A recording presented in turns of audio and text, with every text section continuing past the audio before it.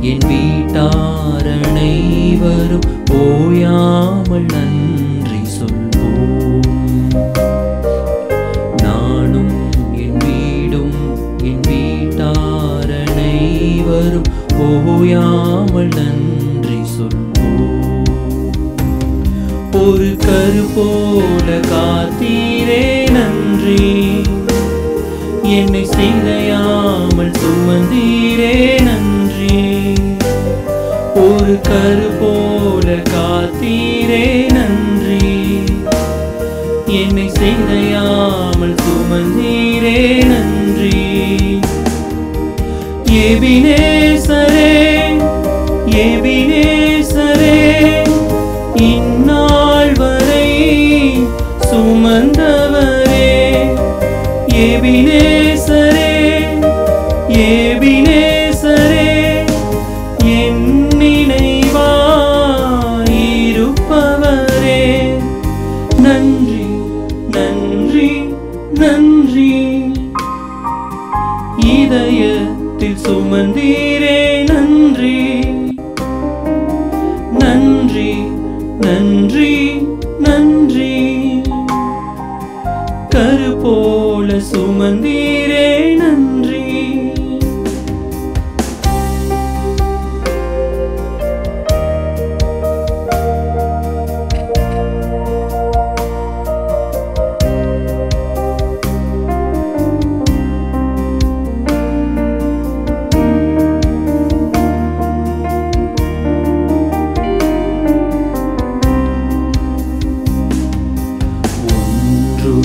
இல்லாமல் துவங்கின என் வாழ்வு நன்மையால் நிறைந்துள்ளது. ஒன்றுமே இல்லாமல் துவங்கின என் வாழ்வு நன்மையால் நிறைந்துள்ளது. ஒரு தீமையும் நினைக்காத நல்ல ஒரு தகப்பன் உம்மை போல இல்ல. ஒரு தீமையும் நினைக்காத நல்ல ஒரு தகப்பன் உம்மை போல இல்ல. எபினேசரே எபினேசரே, இந்நாள் வரை சுமந்தவரே. எபினேசரே எபினேசரே, என் நினைவாயிருப்பவரே. நன்றி நன்றி நன்றி,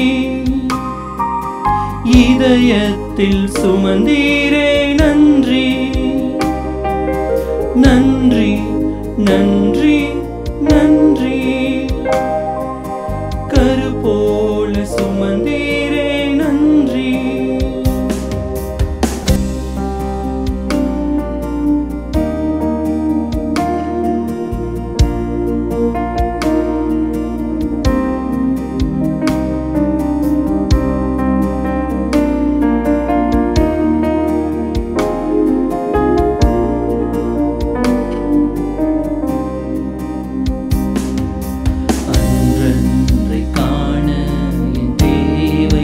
யாவையும் உம் கரம் நல்கியதே.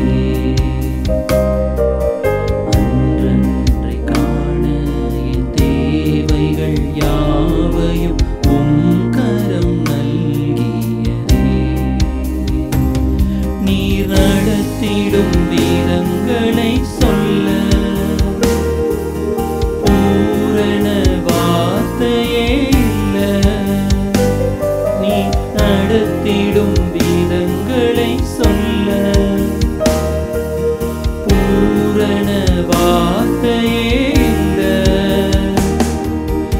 எபினேசரே எபினேசரே, இந்நாள் வரை சுமந்தவரே. எபினேசரே எபினேசரே, என் நினைவாயிருப்பவரே. நன்றி நன்றி நன்றி, கருத்தில் சுமந்தீரே நன்றி நன்றி நன்றி நன்றி. கரு போல சுமந்தீரே நன்றி.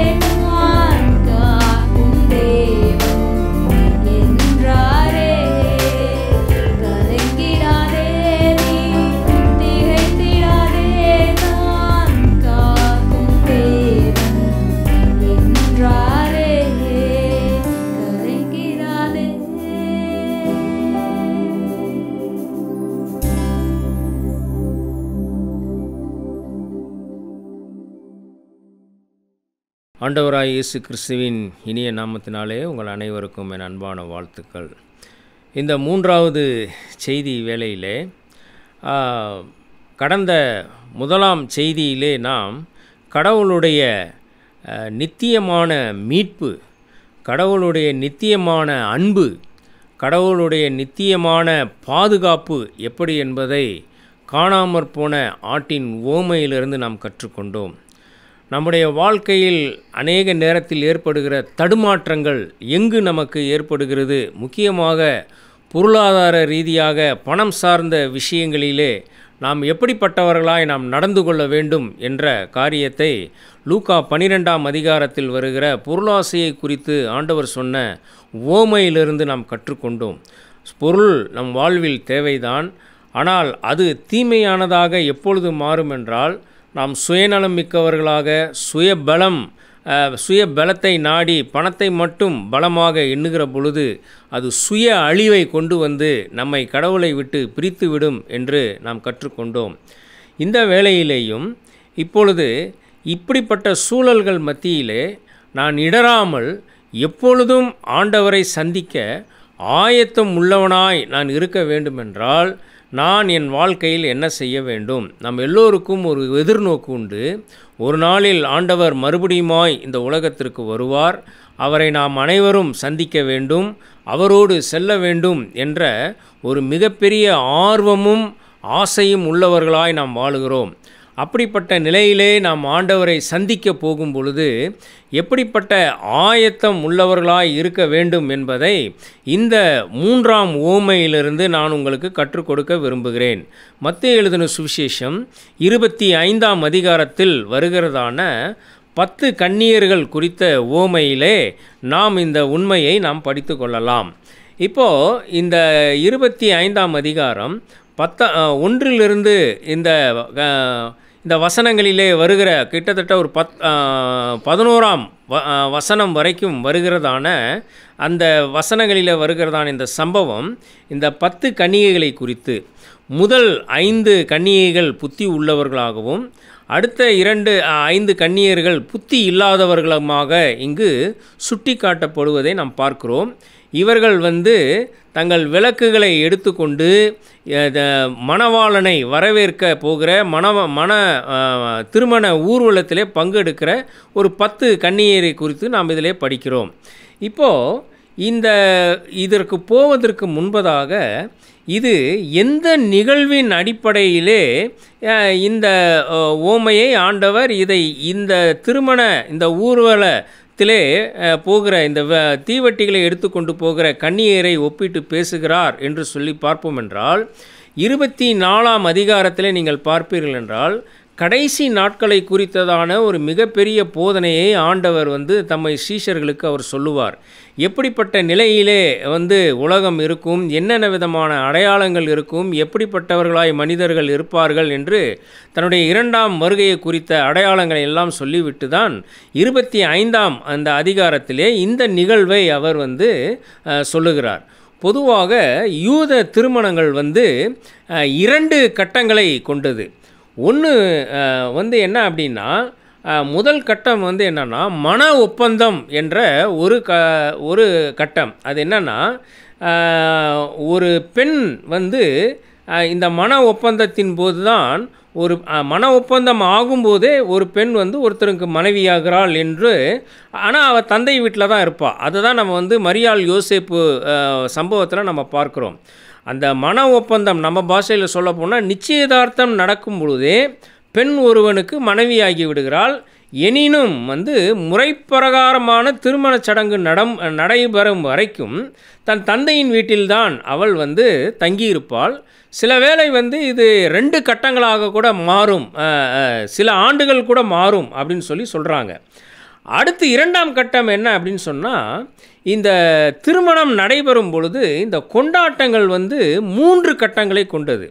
முதல் கட்டம் மன ஒப்பந்தம் நடைபெறுகிறது. அப்போதே அவள் மனைவியாகிறாள். ஆனால் தந்தை வீட்டில் இருப்பாள்.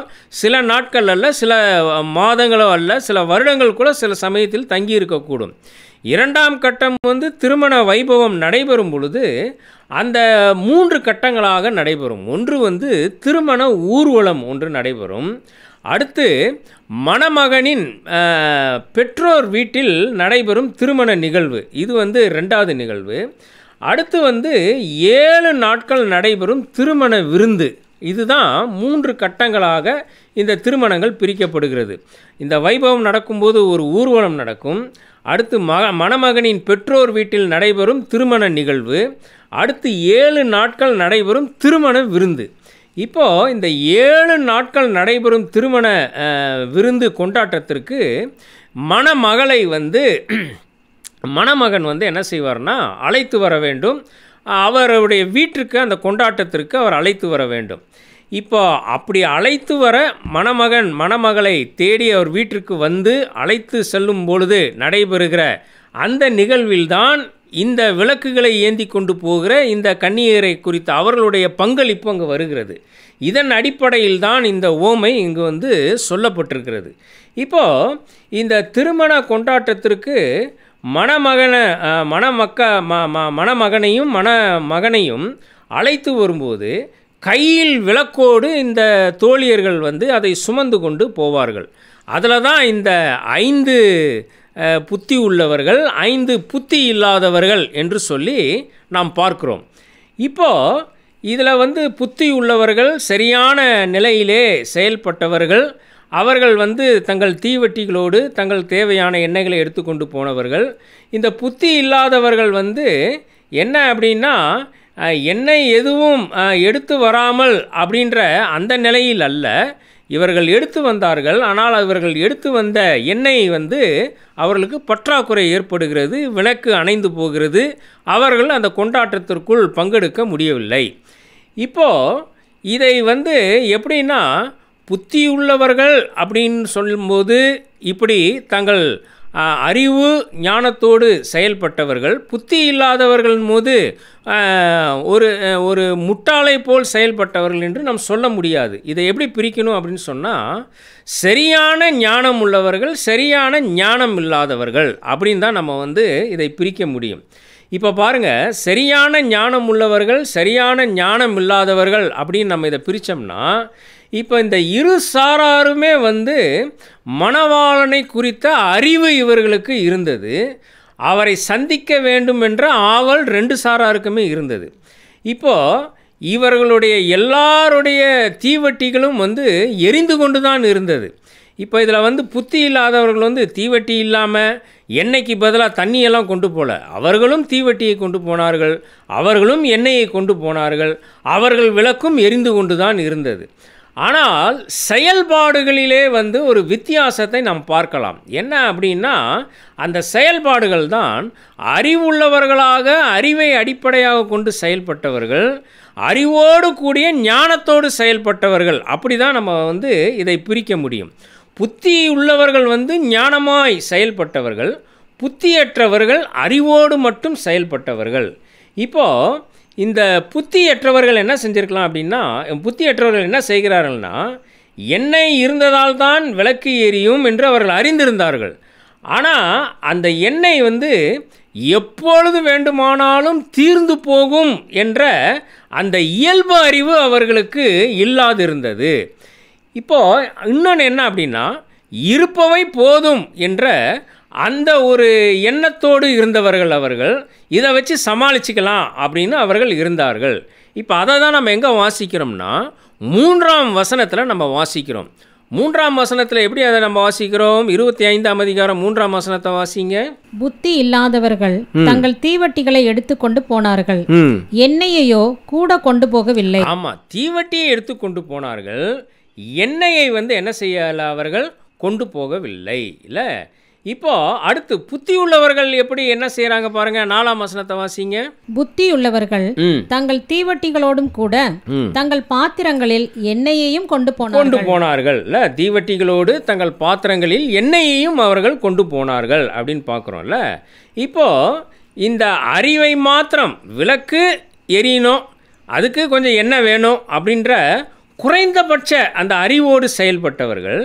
இந்த புத்தி உள்ளவர்கள் அறிவோடு கூட ஞானமாய் செயல்பட்டவர்கள் இவர்கள். என்ன அப்படின்னா எத்தகைய அறிவும் வந்து ஒரு மனிதன் கொண்டு இருந்தாலும் அவனுக்கு வந்து ஞானம் அப்படின்றது ஒன்று இல்லை அப்படின்னு சொன்னால் அது வேஸ்ட்டாக போயிடும். அறிவில்லாத ஞானமும் சாத்தியமில்லை, ஞானமில்லாத அறிவும் வந்து ஆபத்து. இது ரெண்டையுமே நம்ம கணக்கில் எடுத்துக்கொள்ள வேண்டும்.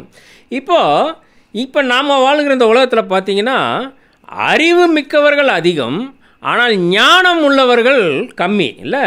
இந்த அறிவுடன் கூடிய இயல்பு அறிவு வந்து ரொம்ப தேவையான ஒன்று. இந்த நாட்களிலே பல இடங்களிலே சொல்லப்படுகிற இல்லை எழுதப்படுகிற ஒரு காரியம் என்னென்னா, இந்த நாட்களிலே இருக்கிறவர்கள் பெரும்பாலானவர் நல்ல கல்வியை கற்கின்றனர், அறிவை வந்து நிறைய சேகரிக்கிறாங்க.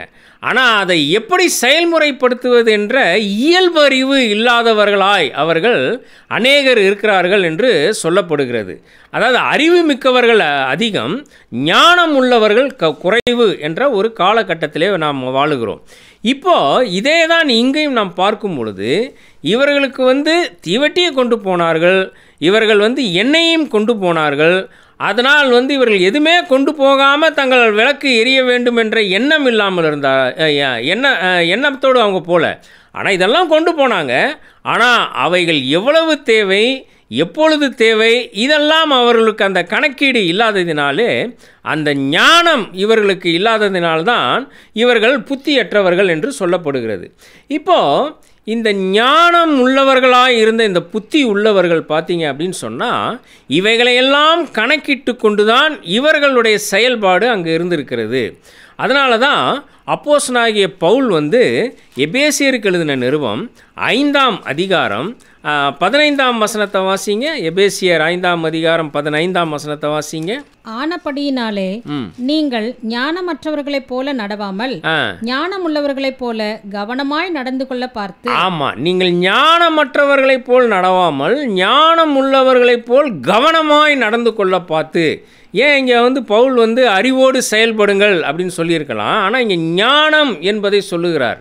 இந்த ஞானம் என்ற வார்த்தை வந்து அதனுடைய அர்த்தம் கிரேக்க அர்த்தம் என்னன்னா பல அர்த்தங்களை கொண்டது. வைஸ் அப்படின்றது ஒரு அர்த்தம், லேர்ன்டு கற்றுக்கொள்வது என்பது, கல்டிவேட் வளர்ச்சி, ஸ்கில்டு நல்ல திறமைசாலிகள், இப்படி பல அர்த்தங்களை கொண்டது.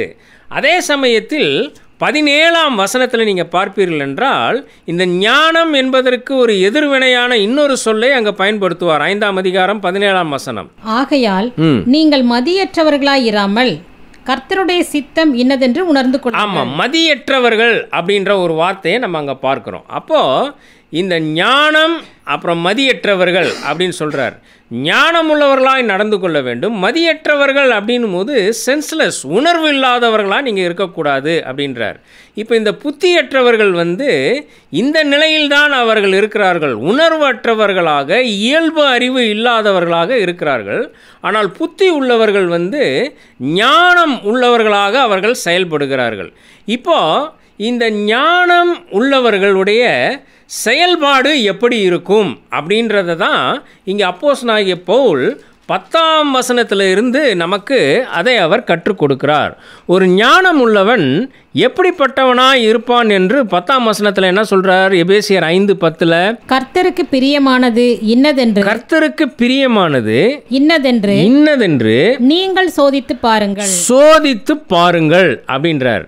இப்போ ஞானம் உள்ளவர்களாய் நாம் இருக்க வேண்டும் என்று சொன்னால், ஞானம் உள்ளவர்களைப் போல் செயல்பட வேண்டும் என்று சொன்னால், முதல்ல அங்கே பவுல் என்ன சொல்கிறாருன்னா, கர்த்தருக்கு பிரியமானது இன்னதென்று சோதித்து பாருங்கள் அப்படின்ற அந்த வார்த்தை, சோதனை அப்படின்ற வார்த்தை வந்து ஆங்கிலத்தில் வந்து டிசர்னிங் அப்படின்னு இருக்கிறது. அது என்னன்னா டு டெஸ்ட், அப்புறம் வந்து டு ப்ரூவ், அதாவது எதையும் சோதித்து அதன் பிற்பாடு அங்கீகாரம் செய்வது இல்லை, அது வந்து ஒரு முக்கியமானது. எது சரியானது, எது சரியில்லை, எது தேவை, எது தேவையில்லாதது என்ற அந்த விதமான ஒரு நிலையிலே செயல்படுவது தான் கர்த்தருக்கு பிரியமானது இன்னதென்று சோதித்து பாருங்கள் அப்படின்றார். அப்போது கர்த்தருக்கு பிரியமானது எது, கர்த்தருக்கு பிரியமில்லாதது எது அப்படின்றத ஒரு குருட்டாட்டமான கிறிஸ்தவ வாழ்க்கையோடு அல்லாமல் சோதித்து எது சரியானவை என்று பின்பற்றுவது.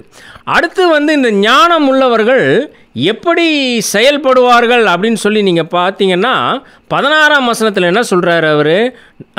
5:16 வாசிங்க. நாட்கள் பொல்லாதவைகளானதால் நாட்கள் பொல்லாதவைகளானதால் காலத்தை பிரயோஜனப்படுத்தி கொள்ளுங்கள் அப்படின்றாருல.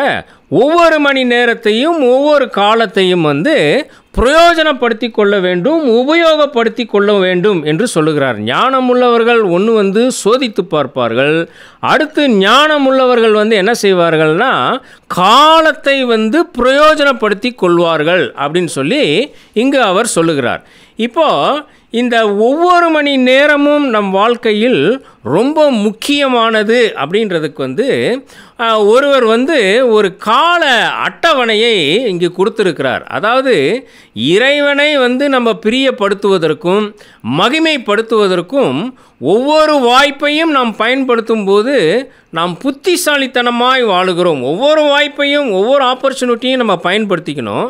அப்போ தான் நம்ம புத்திசாலித்தனமாய் வாழுகிறோம் அப்படின்றத அவர் என்ன செய்கிறார்னா ஒரு சராசரி ஒரு வாழ்நாளை, ஒரு மனிதனுடைய வாழ்நாளை ஒரு நாளுடன் அவர் ஒப்பிட்டு ஒரு அட்டவணையை கொடுக்கிறார்.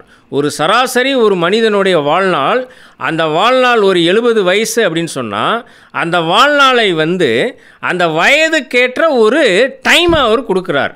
இப்போ உதாரணமாக பார்த்தீங்கன்னா 15 வயது உடையவர் அப்படின்னா அவர் காலை 10 மணிக்கு அப்படின்னு அந்த ஒரு நேரத்தை அவர் கொடுக்குறார். காலை 10 மணி. 25 வயது அப்படின்னு சொன்னால் மதியம் 12 மணி. 35 வயது அப்படின்னு சொன்னால் மாலை 3 மணி. 45 வயது அப்படின்னு சொன்னால் மாலை 5 மணி. 55 வயசு அப்படின்னா மாலை 7 மணி. 65 வயது என்றால் இரவு 9 மணி.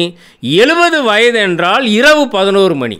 இல்லை, அப்போது இந்த மணி நேரம் கூட கூட கூட ஒவ்வொருவருடைய அந்த வாழ்நாள் அந்த சமயம் குறுகிட்டே வருகிறது. இல்லை, அப்போது ஒவ்வொருவருடைய வாழ்விலையும் ஒவ்வொரு மணி நேரத்தையும் ஒவ்வொரு மணி துளிகளையும் பிரயோஜனப்படுத்தி கொள்ள வேண்டும் என்று இங்கு பவுல் கூறுவதை நாம் பார்க்கிறோம். அப்போது ஞானம் உள்ளவர்கள் என்ன செய்வார்கள்? ஆண்டவரை பிரியப்படுத்துவார்கள். ஞானமுள்ளவர்கள் காலத்தை பிரயோஜனப்படுத்தி கொள்வார்கள். 17ஆம் வசனத்தை நம்ம பார்த்தோம்னா 5ஆம் அதிகாரத்தினுடைய 17ஆம் வசனத்தை நம்ம பார்த்தோம்னா 17ஆம் வசனத்தை வாசிங்க. ஆகையால் நீங்கள் மதியற்றவர்களாய் இராமல் கர்த்தருடைய சித்தம் இன்னதென்று உணர்ந்து கொள்ளுங்கள். ஆமா, கர்த்தருடைய சித்தம் இன்னதென்று உணர்ந்து கொள்ளுங்கள் அப்படின்னு சொல்லி உணர்வுள்ளவர்களாய் இருங்கள் அப்படின்றார். அப்போ ஞானம் உள்ளவர்களுடைய செயல்பாடுகள் எப்படி இருக்குன்னா அவர்கள் பிரியமானதை சோதித்து பார்ப்பார்கள், காலத்தை பிரயோஜனப்படுத்தி கொள்வார்கள், அவர்கள் கர்த்தருடைய சித்தம் இன்னதென்று உணர்வார்கள். இப்போ இந்த ஞானம் இந்த ஞானம் சரியான கடவுளுக்கு பிரியப்படுகிற வாழ்க்கை எது, சரியாக கடவுளுக்கான நேரத்தை எப்படி பிரயோஜனப்படுத்தி கொள்வது, சரியாக கடவுளுடைய சித்தம் என்னதென்பதை உணர்ந்து வாழுகிறவருடைய வாழ்க்கையில் ஒரு நல்ல வித்தியாசத்தை நாம் பார்க்கலாம். அதாவது இந்த அறிவுடன் கூடிய ஞானம் ஒருவனுக்கு இருக்கும்போது கிறிஸ்தவ வாழ்க்கையில் அவன் ஒரு நல்ல வித்தியாசத்தை காண்பிக்கிறவனாக இருப்பான். இப்போது இந்த அறிவோடு வாழுகிறவர்களை ஒரு பெயர் கிறிஸ்தவர்கள் என்று நாம் வைத்துக்கொள்வோம். ஞானம் உள்ளவர்களாக இருப்பவர்களை நம்ம ஒரு சீஷன் என்று நம்ம வைத்துக்கொள்வோம். அப்படி 2 நிலையில் நம்ம வைத்துக்கொள்வோம் என்று சொன்னால் இப்போது இந்த அறிவோடு இருக்கிறவன் ஒரு பெயர் கிறிஸ்தவனாக தான் இருப்பான். எப்படின்னா இயேசுவை வழிபடுவதோடு மாத்திரம் நிறுத்தி கொள்வான். அவன் வர்றது ஞாயிற்றுக்கிழமையில் ஏதோ ஒரு ஆராதனை அட்டன் பண்ணுறது, காணிக்க போடுறது, அப்படியே போயிடுறது. இப்படிப்பட்ட நிலையிலே தான் அவன் இயேசுவை வழிபாடோடு அவன் நிறுத்தி கொள்வான். ஆனால் அறிவோடு கூடிய ஞானத்தில் இருக்கிறவன் சோதித்து பார்த்து பிரியமானது எது என்பதை சோதித்து பார்த்து கடவுளுக்காக காலத்தை பிரயோஜனப்படுத்தி கொள்கிறவன், கடவுளுடைய சித்தம் இன்னது என்பதை அறிகிறவன், அவன் எப்படி இருப்பானா அவனும் வழிபாடு செய்வான், அவனும் வழிபடுவான். ஆனால் அந்த வழிபாடோடு கூடி கீழ்ப்படிந்து இயேசுவை பின்பற்றுகிறவனாக இருப்பான். ஆராதனையும் இருக்கும், கடவுளுக்கான கீழ்ப்படிதலும் அவனுடைய வாழ்க்கையில் இருக்கும். இது 2 வித்தியாசத்தை நம்ம பார்க்கலாம். அவன் பெயர் கிறிஸ்தவனாக இருக்கிறவன் இயேசு கிறிஸ்துவை வழிபடுவதோடு நிறுத்தி கொள்வான். இவன் வழிபடுவான், அதே சமயத்தில் அவர் கீழ்ப்படிதல் உள்ள ஒரு சீஷனாக இருப்பான், ஞானம் உள்ளவன். இப்போ நீங்கள் பார்த்தீங்கன்னா உலகத்தார் பார்வையில் வந்து இவங்க 2 பேருமே தான் கிறிஸ்தவர்கள் தான். உலகத்தார் பார்வையில் இவங்க 2 பேருமே கிறிஸ்தவர்கள் தான். அறிவோடு இருக்கிறவனும் அறிவுடன் கூடிய ஞானத்தோடு செயல்படுகிறவனும் 2 பேரும் வந்து கிறிஸ்தவர்கள் தான். ஆனால் ஆண்டவர் பார்வையில் வந்து இவர்கள் வெவ்வேறானவர்கள். யார் வந்து உண்மையான கிறிஸ்தவன், யார் தன்னை பின்பற்றாதவன், யார் தன்னை பின்பற்றுகிறவன், யார் தன்னுடைய வார்த்தையின்படி நடக்கிறவன் அப்படின்னா இந்த அறிவு ப்ளஸ் ஞானத்தோடு ஆண்டவருக்காக செய்கிறவன் அவன் தான் நல்ல ஒரு சீஷனாக இருப்பான்.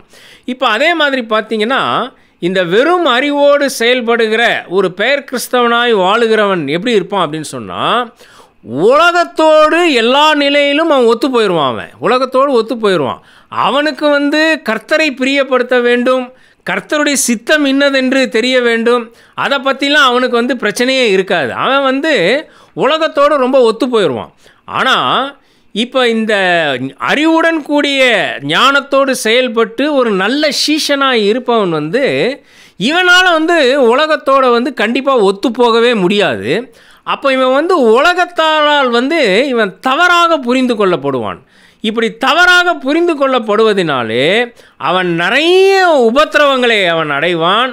ஆனால் உபத்திரவம் அடைந்தாலும் அந்த உபத்திரவத்தின் மத்தியிலேயும் கடவுளுக்கு உண்மையாக இருக்க வேண்டும் என்று கடவுளுக்கான வாழ்க்கையை மேன்மைப்படுத்துகிறவன் தான் இந்த அறிவுடன் கூடிய ஞானமாய் செயல்பட்டு கர்த்தருக்கு பிரியமானது, கர்த்தருடைய சித்தம், இப்படியெல்லாம் காலத்தை பிரயோஜனப்படுத்தி வாழுகிறவன் எந்த நிலையிலேயும் உலகத்தாரோடு அவன் ஒத்து போகவே மாட்டான். அதே மாதிரி இந்த அறிவுடன் கூடிய நான் ஒரு பெயர் கிறிஸ்தவனாக இருக்கிறேன் அப்படின்றவன் வந்து அவனுடைய செயல்பாடுகள் குணத்தில் வந்து நிறைய வித்தியாசங்களை நீங்கள் பார்க்கலாம். எப்படிப்பட்ட குணம் உள்ளவர்களாய் அவர்கள் இருப்பார்கள் அப்படின்னு சொன்னால், அவங்க வந்து எப்போவுமே வந்து ஒரு டாமினேட் பண்ணக்கூடியவர்களாக இருப்பாங்க. தங்களுடைய கட்டுப்பாட்டிற்குள் எல்லாரையும் வைத்திருக்க அவர்கள் விரும்புவார்கள். மற்றவர்களை கட்டுப்படுத்தி வழிநடத்த அவங்க முற்படுவாங்க.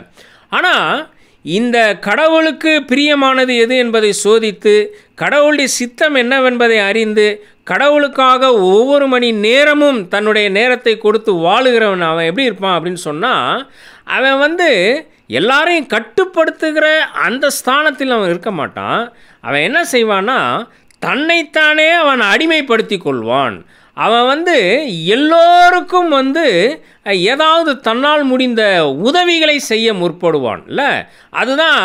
ஏன்னா ஆண்டவர் இந்த உலகத்தில் இருந்த பொழுது எதை கற்றுக் கொடுத்தாரோ அதையெல்லாம் தன்னுடைய வாழ்க்கையிலே அவன் வெளிப்படுத்த விரும்புவான். ஆனால் இந்த வெறும் வந்து அறிவோடு இருக்கிறவன் வந்து என்ன செய்வான்னா இப்படிப்பட்ட மேலோட்டமான சிந்தனையோடு தான் செயல்படுகிறவனாக இருப்பான். இன்னொரு உதாரணமாக பார்த்தீங்கன்னா, இந்த அறிவோடு செயல்படுகிறவன் வழிபடுவான், வந்து ஆண்டவரை ஆராதிப்பான், அடுத்து உலகத்தில் எல்லா வகையிலும் ஒத்து போவான், எல்லாரையும் கட்டுப்படுத்தி தான் பெரிய ஆளாக இருக்கணும்னு நினைப்பான்.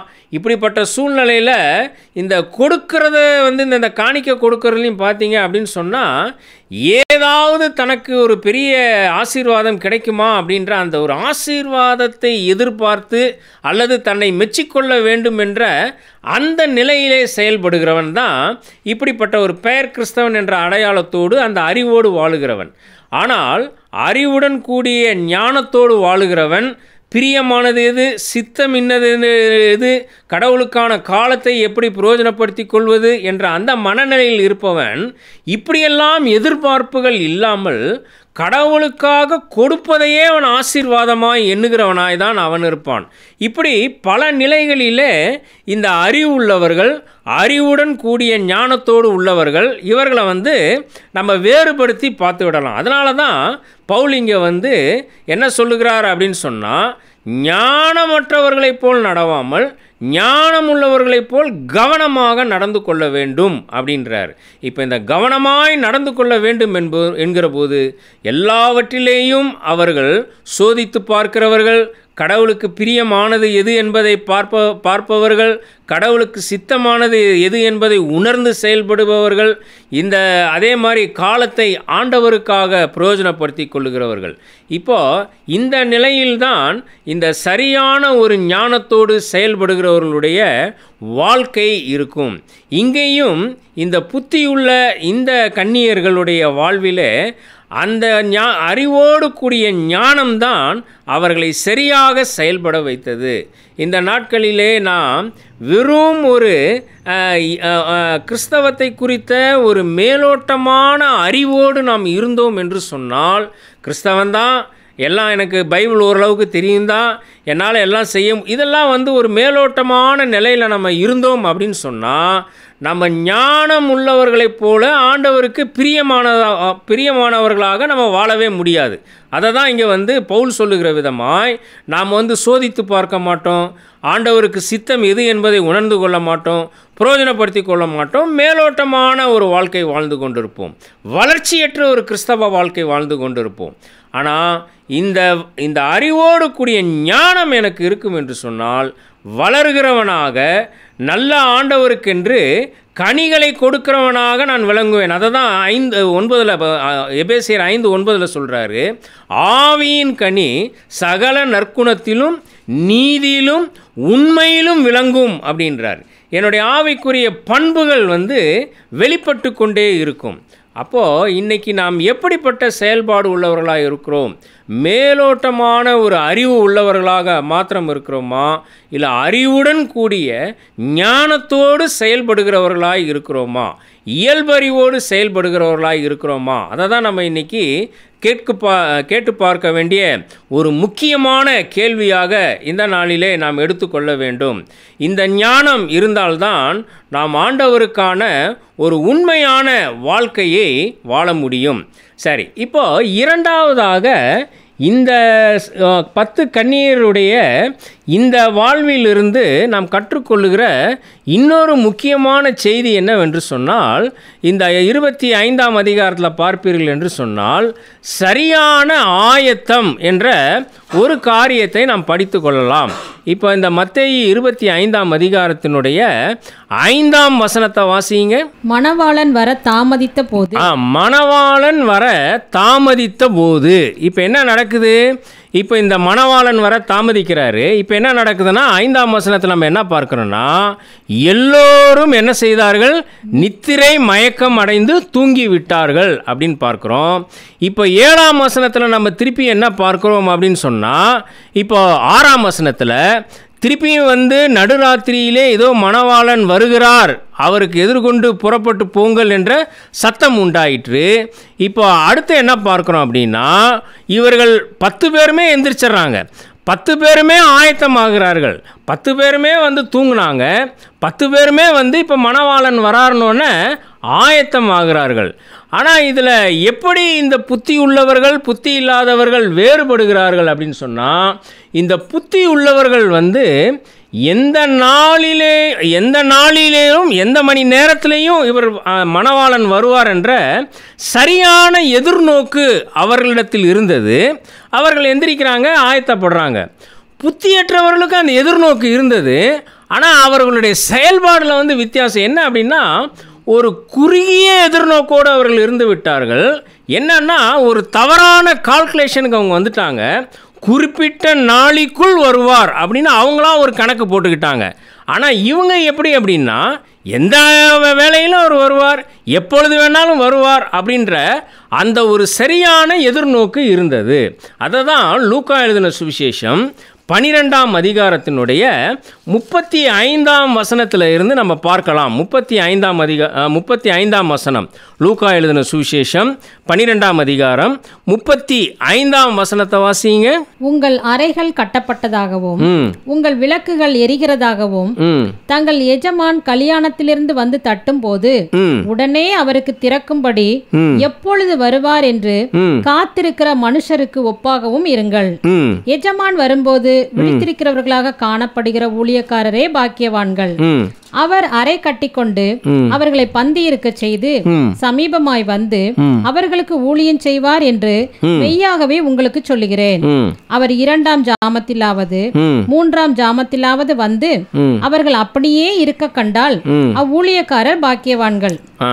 திருடன் இன்ன நேரத்தில் வருவான் என்று வீட்டெஜமானுக்கு தெரிந்திருந்தால் அவன் விழித்திருந்து தன் வீட்டை கண்ணமிட ஒட்டான் என்று அறிந்திருக்கிறார்கள். இப்போ இங்கே பார்க்கும்போது இப்போ இந்த புத்தி உள்ளவர்களுடைய செயல்பாடு எப்படி இருக்குதுன்னா, இந்த 35ஆம் வசனத்தில் நம்ம பார்க்குறோம் பார்த்தீங்களா, எப்பொழுதும் தங்கள் அறைகளை கட்டினவர்களாகவும் எப்பொழுதும் தங்களுடைய விளக்கு எரிகிறதாகவும் இருக்கிறவர்கள். அடுத்து இவங்க எப்படி அப்படின்னா, இந்த 38ஆம் வசனத்தில் பார்க்குறோம்ல, 2ஆம் ஜாமத்தில் கூட வருவார், 3ஆம் ஜாமத்தில் கூட வருவார். எந்த ஜாமத்தில் வந்தாலும் அவருக்கு எதிர்கொண்டு போய் அவருக்கு சேவை செய்ய ஆயத்தமாய் இருக்கிறவர்கள் தான் இந்த சரியான எதிர்நோக்கு உள்ளவர்கள். இவர்கள் தான் புத்தி உள்ளவர்கள் அப்படின்றத நம்ம கணக்கிடலாம். அப்போது இந்த சரியான ஆயத்தம் இருக்க வேண்டும் என்று சொன்னால், ஒரு சரியான எதிர்நோக்கு நமக்கு இருக்கும் பொழுது தான் சரியான விதத்திலே நாம் ஆண்டவரை எதிர்கொண்டு போக முடியும். இப்படி நாம் செய்யும்போது கிடைக்கிறதான அந்த பெரிய ரிவார்டு என்ன அப்படின்னு சொன்னால், நம்ம இங்கே என்ன வாசிக்கிறோம், 37ஆம் வசனத்தில், எஜமான் வரும்பொழுது விழித்திருந்து அவர் எந்த வேலையில் வந்தாலும் அவருக்கு சேவை செய்கிறவனுக்கு என்ன பரிசு அப்படின்னு பார்க்குறோன்னா, இவன் அறையை கட்டிக்கொண்டு எஜமானுக்கு வேலை செய்வதுக்கு பதிலாக அங்கே எஜமான் தன்னுடைய அறையை கட்டிக்கொண்டு வேலைக்காரனுக்கு என்ன செய்கிறார், அங்கே வேலை செய்கிறவராக அங்கு சுட்டி காட்டப்படுகிறார். அப்போது சரியான எதிர்நோக்கு உள்ளவர்கள் எப்படி இருப்பார்கள் அப்படின்னு சொன்னால், அவர்கள் எஜமானனால் அவர்கள் கனப்படுத்தப்படுகிறவர்களாக இருப்பார்கள். அப்போ புத்தி உள்ளவர்கள் இந்த நாளிலேயும் மணவாளன் வருவார், இந்த நேரம் இல்லை அப்படின்ற அந்த சரியான எதிர்நோக்கு அவர்களுக்கு இருந்ததினாலே அவர்கள் எஜமானினாலே கனப்படுத்தப்பட்டார்கள். ஆனால் குறுகிய நோக்கு உடையவர்கள் என்ன செய்தார்கள் அப்படின்னு சொன்னால், ஒரு குறிப்பிட்ட நாளிகையில் தான் வருவார்கள் என்ற தவறான கணக்கு அவர்களுக்கு இருந்ததினாலே அவர்கள் கல்யாண விருந்திலே பங்கு கொள்ள முடியாமல் போனார்கள். எனக்கு அன்பானவர்களே, இந்த சரியான எதிர்நோக்கு நம்முடைய வாழ்க்கையில் இருக்க வேண்டுமென்றால், அந்த சரியான எதிர்நோக்கு நமக்கு எப்பொழுது வரும் என்று சொன்னால், சரியான விழிப்புணர்வு நம்முடைய வாழ்க்கையில் இருக்கும் பொழுதுதான் இந்த சரியான எதிர்நோக்கு என்பது நம்முடைய வாழ்க்கையில் வருகிறதாய் காணப்படும். அதனால தான் ஆண்டவர் என்ன செஞ்சார் அப்படின்னு சொன்னால், உலகத்தில் கடைசி நாட்களில் என்னென்ன நடக்கும் அப்படின்றதெல்லாம் அவர் சொல்லிட்டு அவர் என்ன செய்வார்னா, இப்படிப்பட்ட சூழல்கள் மத்தியிலே நாம் எப்படி இருக்க வேண்டும், எப்படி நாம் ஒரு சரியான எதிர்நோக்கோடு நாம் இருக்க வேண்டும் என்பதை 24ஆம் அதிகாரத்தில் பார்த்தீங்கன்னா 4ஆம் வசனத்தில் ஒரு முக்கியமான ஒரு வார்த்தையை சொல்லுவார். மத்தேயு 24:4 வாசிங்க. இயேசு அவர்களுக்கு பிரதியுத்தரமாக, ஒருவனும் உங்களை வஞ்சியாதபடிக்கு எச்சரிக்கையாய். ஆமாம், ஒன்று நீங்கள் வஞ்சிக்கப்படக்கூடாது, ஒன்று நீங்கள் எச்சரிக்கையாக இருங்கன்றாரு. இப்போ அதே 23ஆம் வசனத்தில் ஒரு வார்த்தை வருது, வாசிங்க. அப்பொழுது இதோ கிறிஸ்து இங்கே இருக்கிறார், அதோ அங்கே இருக்கிறார் என்று எவனாகிலும் சொன்னால் நம்பாதேயுங்கள். இப்போ இந்த 3 வார்த்தையை நம்ம பார்க்குறோம். இப்போ சரியான எதிர்நோக்கோடு நம்ம ஆயத்தமாக இருக்கணும்னா விழிப்புணர்வு நமக்கு தேவை. அப்போ என்ன அப்படின்னு சொல்கிறாருன்னா, ஒன்று நம்ம என்ன செய்யக்கூடாதுன்னா, வஞ்சியாதபடிக்கு அப்படின்னு ஒரு வார்த்தை வருது, எச்சரிக்கையாக இருங்கள் அப்படின்னு ஒரு வார்த்தை வருது, நம்பாதேயுங்கள் அப்படின்ற ஒரு வார்த்தை வருது. 3 வார்த்தை இங்கு வருகிறதை நம்ம பார்க்குறோம். அப்போது இந்த வஞ்சியாதபடிக்கு அப்படின்ற அந்த வார்த்தையினுடைய உண்மையான அர்த்தம் என்ன அப்படின்னா, மிஸ்லீட், அதாவது தவறாக வழி நடத்தப்பட வேண்டாம் அப்படின்றத ஆண்டவர் சொல்கிறார். இன்றைக்கும் பார்த்தீங்க அப்படின்னு சொன்னால், சரியான எதிர்நோக்கோடு சரியான ஆயத்தத்தோடு நாம் இருக்க வேண்டும் என்று சொன்னால், நிறைய மிஸ்லீட் பண்ணுகிறவர்கள், வழி தவறி போக செய்கிற அநேக கூட்டங்கள் இன்றைக்கி நமக்கு உண்டு, அநேக நபர்கள் உண்டு, அநேக போதனைகள் நமக்கு உண்டு. அப்படின்னும் போது இப்படிப்பட்ட போதனைகளை தவிர்த்து இப்படிப்பட்ட காரியங்களிலே நாம் வஞ்சிக்கப்படாதபடிக்கு இதற்கு எச்சரிக்கையாக இருக்கணும். ஒன்று அதற்கு நம்ம அதை நம்பவும் கூடாது அப்படின்றத தான் ஆண்டவர் சொல்கிறார். இதுதான் சரியான விழிப்புணர்வுக்காக ஆண்டவர் சொல்லுகிறார். வஞ்சிக்கப்படக்கூடாது, எச்சரிக்கையாக இருக்கணும், நம்பிக்கையாக இருக்கணும், நம்பக்கூடாது அப்படின்றார். இப்போது இதோடு சேர்ந்து சரியான விழிப்புணர்வுடன் நாம் இருக்க வேண்டுமென்றால் இன்னும் என்ன செய்ய வேண்டும் அப்படின்றத லூக்கா எழுதின சுவிசேஷம் 21ஆம் அதிகாரம் நீங்கள் 36ஆம் வசனத்தை நீங்கள் பார்ப்பீர்கள் என்றால் 36ஆம் வசனத்தை வாசிங்க. லூக்கா 21:36 வாசிங்க. ஆகையால் இனி சம்பவிக்க போகிற இவைகளுக்கெல்லாம் நீங்கள் தப்பி மனுஷகுமாரனுக்கு முன்பாக நிற்க பாத்திரவான்களாக எண்ணப்படுவதற்கு எப்பொழுதும் ஜெபம் பண்ணி விழித்திருங்கள் என்றார். ஆமா, எப்பொழுதும் ஜெபம் பண்ணி விழித்திருங்கள் என்றார். இப்போ இந்த சரியான எதிர்நோக்குடன் சரியான ஆயத்தம், சரியான விழிப்புணர்வு எனக்கு வேண்டுமென்றால், புத்தி உள்ளவனாக நான் செயல்பட வேண்டும் என்று சொன்னால், எனக்கு என்ன நான் எப்படிப்பட்டவனாக இருக்க வேண்டும் என்று அங்கு சொல்லப்படுகிறது என்று சொன்னால், நான் பாத்திரவான்களாய் எண்ணப்படுவதற்கு எப்பொழுதும் நான் என்ன செய்ய வேண்டும்? ஜெபம் பண்ணி விழித்திருக்க வேண்டும் அப்படின்றாரு. ஜெபம் பண்ண வேண்டும், விழித்திருக்க வேண்டும், காத்திருக்க வேண்டும் என்பதை அங்கே அவர் சொல்லுகிறார். இப்போ இதோடு கூடிய அந்த முந்தின பகுதியில் நம்ம பார்த்தோம் அப்படின்னு சொன்னால் 34ஆம் வசனத்தை வாசிங்க. லூக்கா 21:34 வாசிங்க. உங்கள் இருதயங்கள் பெருந்திண்டியினாலும் வெறியினாலும் லௌகீக கவலைகளினாலும் பாரம் அடையாத படிக்கும் நீங்கள் நினையாத நேரத்தில் அந்த நாள் உங்கள் மேல் வராத படிக்கும் எச்சரிக்கையாய் இருங்கள். ஆமா, இப்போ நான் சரியான எதிர்நோக்கோடு ஆயத்தம் உள்ளவனாய் நான் இருக்க வேண்டும் என்றால் எப்பொழுதும் ஜெபிக்க வேண்டும், எப்பொழுதும் விழித்திருக்க வேண்டும், இப்படியெல்லாம் சொல்லிடுறாரு. அதே சமயத்தில் நான் எதிலெல்லாம் நான் நாட்டம் உள்ளவனாய் இருக்கக்கூடாது அப்படின்றத தான் இந்த 34ஆம் வசனத்தை சொல்கிறார். பெருந்திண்டி, வெறி, லௌகிக கவலை, பாரம், இப்படிப்பட்ட காரியங்கள் என் வாழ்க்கையில் இருக்கக்கூடாது. அப்போது சரியான ஆயத்தம் நான் சரியான நிலையிலே மனம் திரும்பப்பட்டு மறுரூபமாக்கப்பட்ட வாழ்வு என்கிட்ட இல்லாவிட்டால் நான் சரியான ஆயத்தம் இல்லாதவனாய் இருப்பேன்.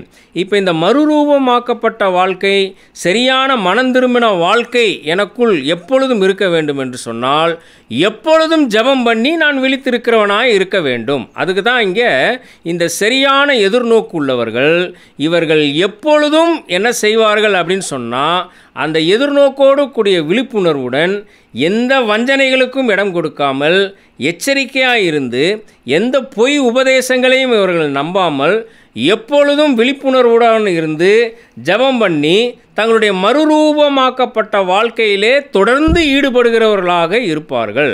இப்போ இந்த மறுரூபமாக்கப்பட்ட வாழ்க்கை அப்படின்றது என்ன அப்படின்னா, இந்த மறுரூபமாக்கப்பட்ட வாழ்க்கை என்பது ஒரு நாள் துவங்கி ஒரு நாளில் முடிகிற ஒரு வாழ்க்கை அல்ல.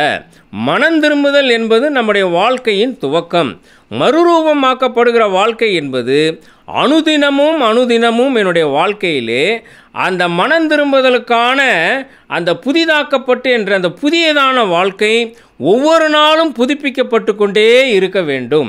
அப்போது அதுதான் அந்த சரியான எதிர்நோக்கை கொண்டு ஆயத்தமாக்குகிறவர்களுடைய ஒரு முக்கியமான பண்பாக இங்கு பார்க்கிறோம்.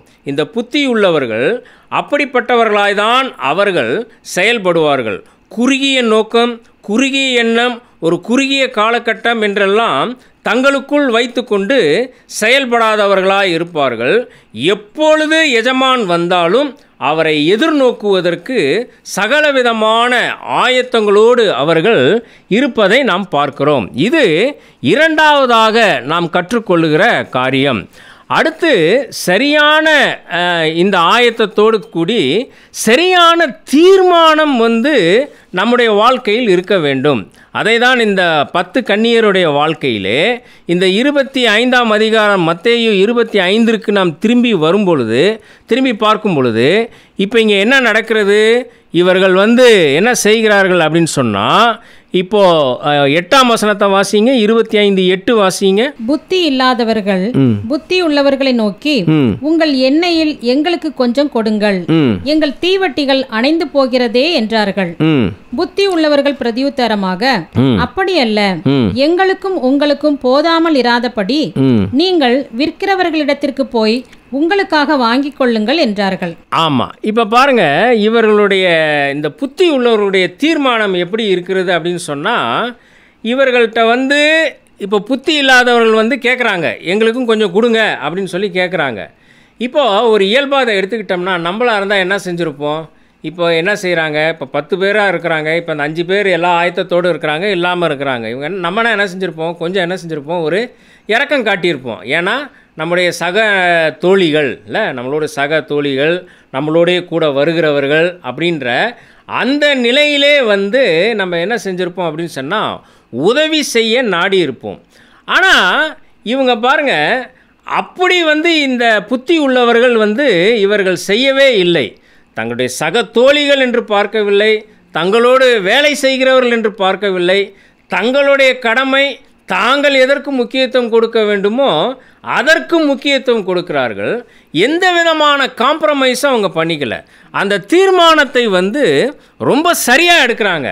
எங்களுக்கும் போதாமல் உங்களுக்கு போதாமல் இருக்கக்கூடாது, நீங்கள் வேறு முடிவை எடுத்துக்கோங்க, நாங்கள் எங்களுக்கு இருக்கிறத நாங்கள் யூஸ் பண்ணிக்குவோம் அப்படின்னு சொல்லி அந்த ஒரு சரியான தீர்மானத்தை எடுக்கிறவர்கள் தான் புத்தி உள்ளவர்கள் அப்படின்னு சொல்லி நம்ம பார்க்குறோம்.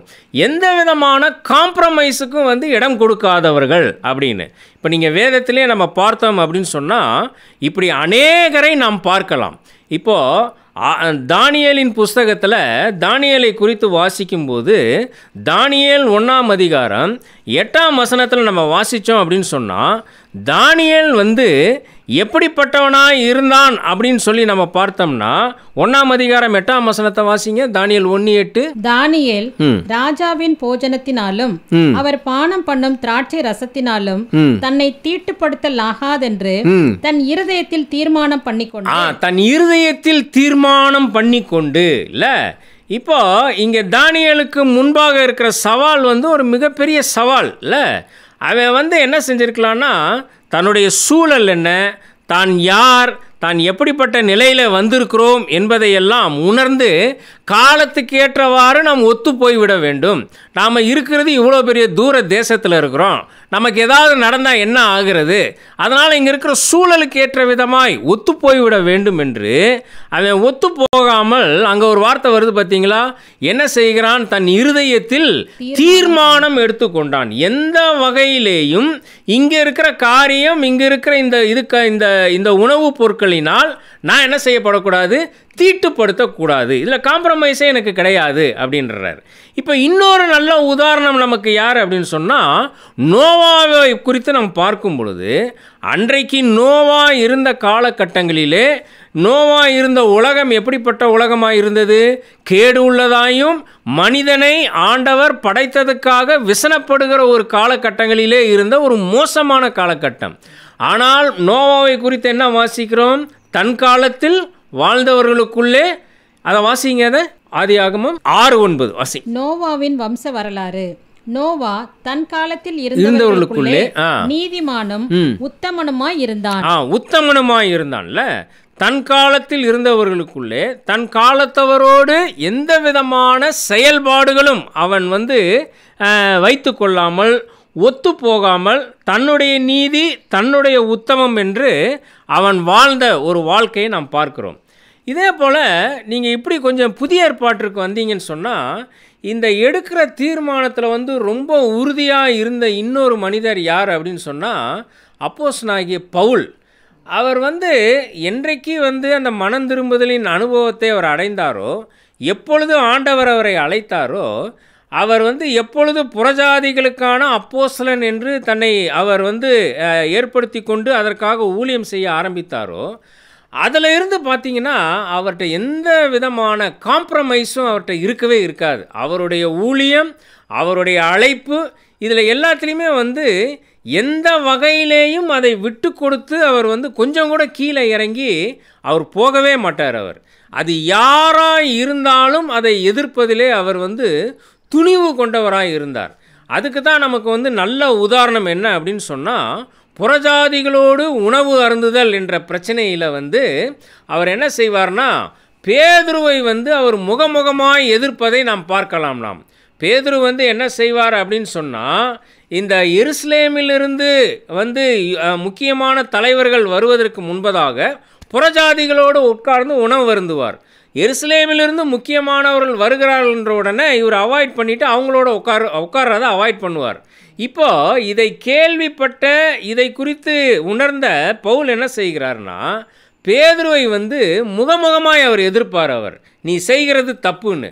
இப்போ நல்லா நம்ம யோசித்து பார்த்தோம்னா ஒரு மூத்த அப்போஸ்தலன், ஒரு மிகப்பெரிய திருச்சபைக்கு பொறுப்பாளராக இருக்கிறவர், எல்லா வகையிலும் அனுபவத்திலையும் தன்னுடைய வயதிலையும் மூத்தவராக இருக்கிற பேதுரு அப்படின்ற அந்த நிலையில் பவுல் அவரை அந்த நிலையிலெல்லாம் பார்த்து, சரி நம்ம எதுவும் சொல்லக்கூடாது, அவருக்கு தெரியட்டும், இல்லை அவருக்கு தெரிஞ்சால் போதும், இல்லை அவர்கிட்ட நம்ம என்னத்தை போய் சொல்கிறது அப்படின்ற அந்த நிலையில் காம்ப்ரமைஸ் பண்ணி கொள்ளாமல் அவர் என்ன செய்கிறாருன்னா, முகமுகமாய் அவரை எதிர்ப்பதை நாம் பார்க்குறோம்.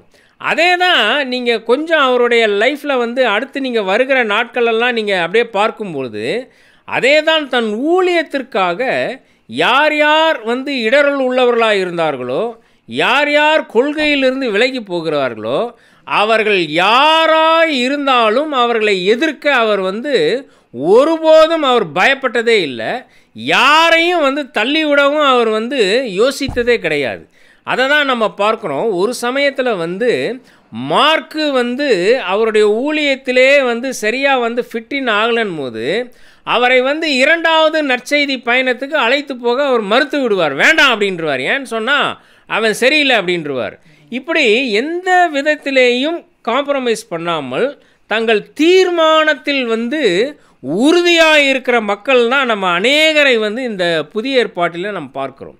அதே போல தான் நம்முடைய ஆண்டவராய் இயேசு கிறிஸ்துவும் அவர் அந்த தீர்மானங்களிலே உறுதியாக இருந்தார் என்பதற்கு ஒரு முக்கியமான சில எடுத்துக்காட்டுகளில் ஒன்று என்ன அப்படின்னு சொன்னால், ஒரு முறை அவர் தம்முடைய சீஷர்களோடு அவர் உட்கார்ந்திருப்பார்.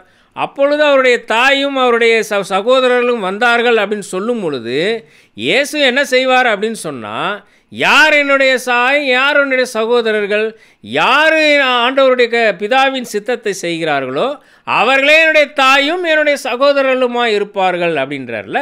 அப்போது எந்த விதத்திலேயும் வேறு எந்த உறவுகளுக்கோ வேறு எந்த நட்புகளுக்கோ எந்த விதத்திலேயும் அதில் ஒத்து போகாமல் தாங்கள் எடுக்கிற அந்த தீர்மானத்தில் தாங்கள் வாழுகிற அந்த கொள்கையில் உறுதியாய் வாழ்பவர்கள்.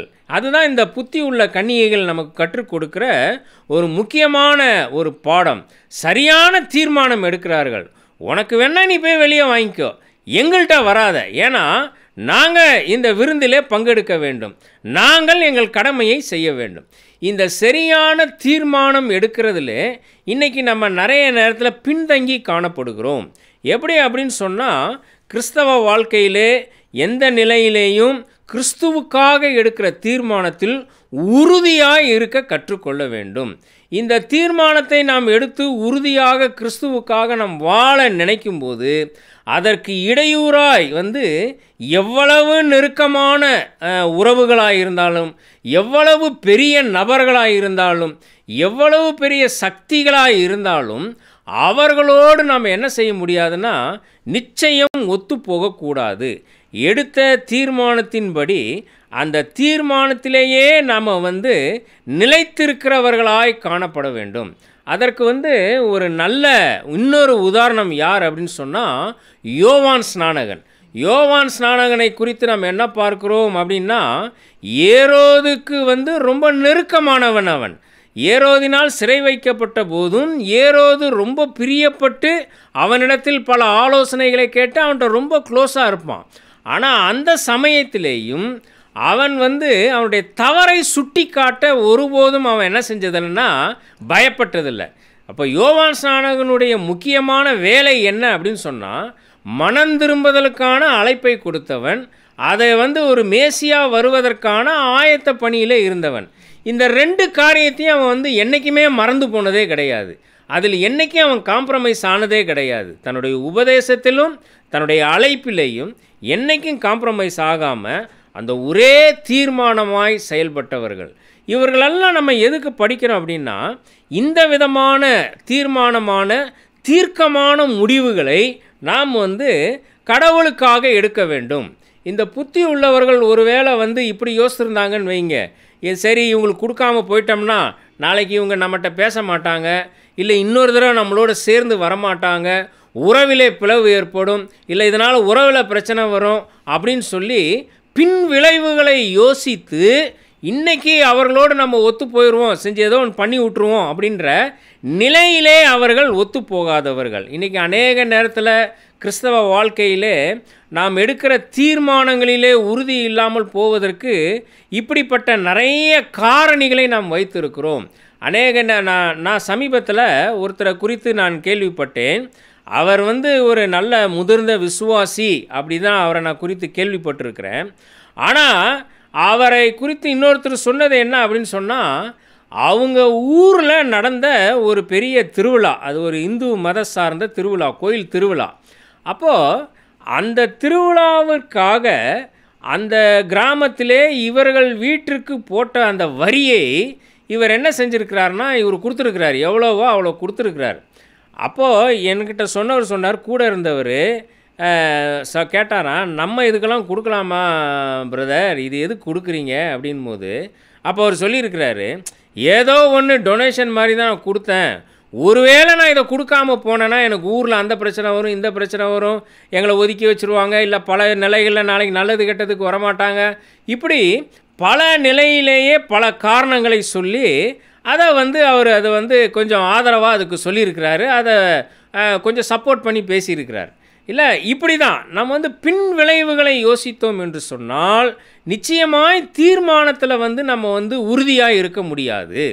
எந்த சூழ்நிலையிலையும் நாம் எடுத்த தீர்மானத்திலே உறுதியாய் இருக்க கற்றுக்கொள்ள வேண்டும்.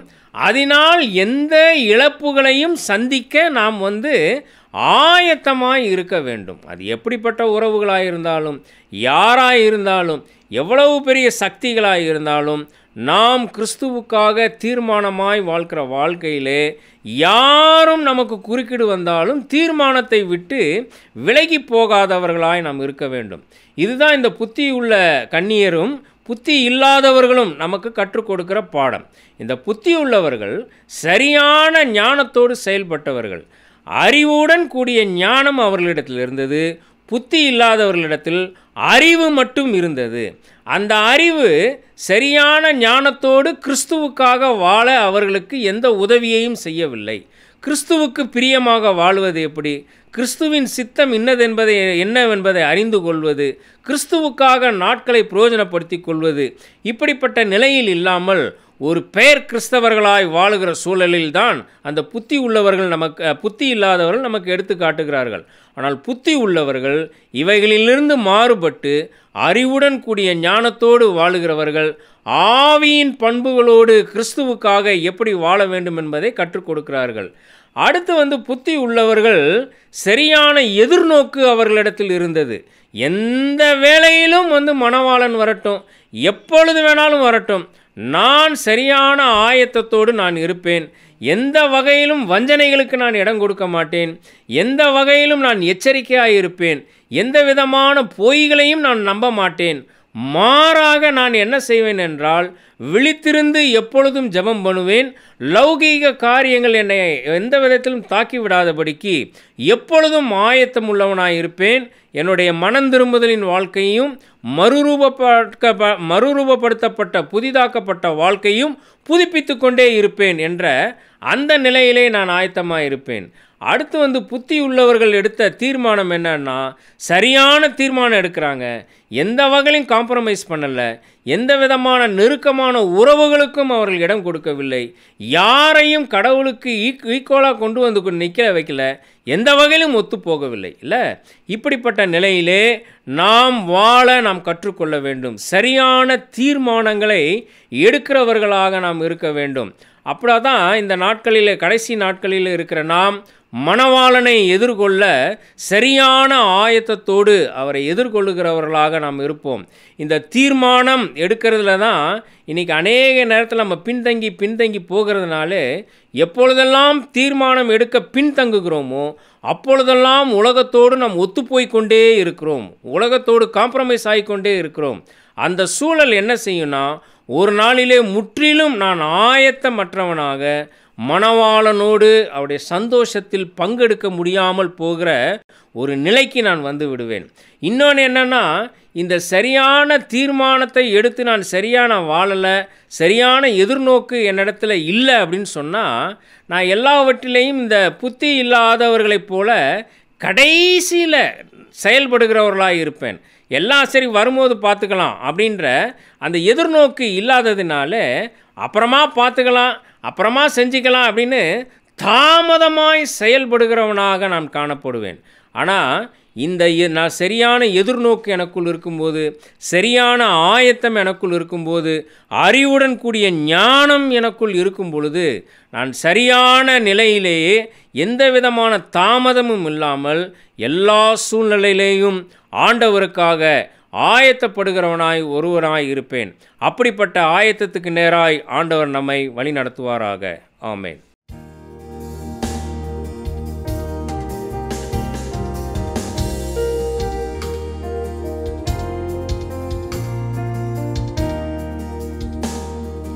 காலடி தெரியாமல் போனாலும் கர்த்தரின் முன்னே உண்டு.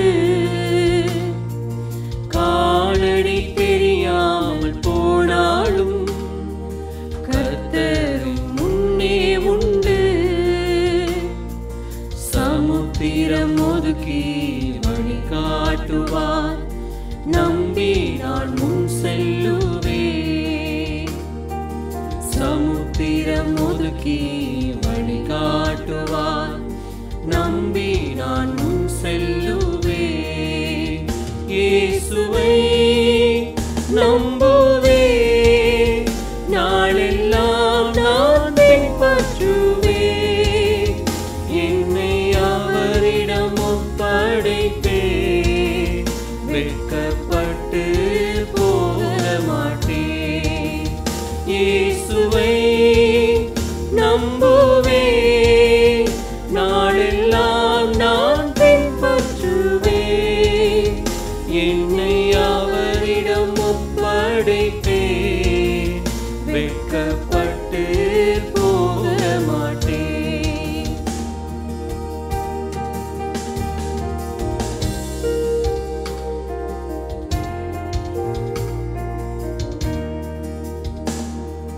வனாந்திரமே வாழ்க்கையானாலும் கர்த்தரின் பக்கமுண்டு. வனாந்திரமே வாழ்க்கையானாலும் கர்த்தரின் பக்கமுண்டு. வேண்டியதை அவர் பார்த்து கொள்வார், நம்பி நான் முன் செல்லுவேன். வேண்டியதை அவர் பார்த்து கொள்வார், நம்பி நான் முன் செல்லுவேன். இயேசுவை நம்புவேன், நாளெல்லாம் நான் பின்பற்றுவேன். என்னை அவரிடம் ஒப்படைத்தேன், வெட்கப்பட்டு போக மாட்டேன். இயேசுவை நம்புவேன், நாளெல்லாம் நான் பின்பற்றுவேன்.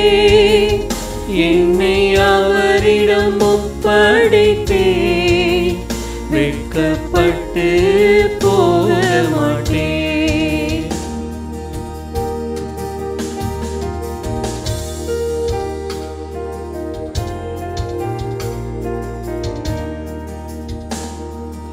இங்கே நான் பரதேசியானாலும் அங்கே ஓரிடமுண்டு. இங்கே நான் பரதேசியானாலும் அங்கே ஓரிடமுண்டு. ஆயத்தமாக்கி அழைத்து செல்வார், நம்பி நான் காத்திருப்பேன். ஆயத்தமாக்கி அழைத்து செல்வார், நம்பி நான் காத்திருப்பேன். இயேசுவை நம்புவேன், நாளெல்லாம் நான் பின்பற்றுவேன். என்னை அவரிடம் ஒப்படைத்தேன், வெட்கப்பட்டு போக மாட்டேன். இயேசுவை நம்புவேன், நாளெல்லாம் நான் அவரிடம் ஒப்படைப்பேன்.